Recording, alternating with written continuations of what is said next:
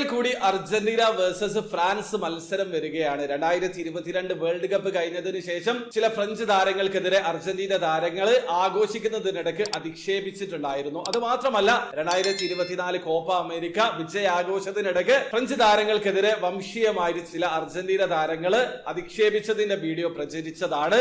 ഈ ഒരു പശ്ചാത്തലത്തിലാണ് 2024 ഒളിമ്പിക്സ് ഫുട്ബോൾ മത്സരത്തിന്റെ ക്വാർട്ടർ ഫൈനൽ മത്സരത്തിൽ അർജന്റീന ഫ്രാൻസിനെ നേരിടുന്നത്. അതും ഫ്രാൻസിൽ വെച്ച് തന്നെയാണ്. ഓഗസ്റ്റ് 3-ാം തീയതി ഇന്ത്യൻ സമയം പുലർച്ചെ 12:30 മത്സരം. അതായത് ഇന്ത്യൻ സമയം ശനിയാഴ്ച പുലർച്ചെ 12:30 മത്സരം. ഒരു തീപ്പൊരി പോരാട്ടം തന്നെ ആയിരിക്കും. കാരണം ഫ്രാൻസ് ആരാധകർ കരിപ്പിലാണ്.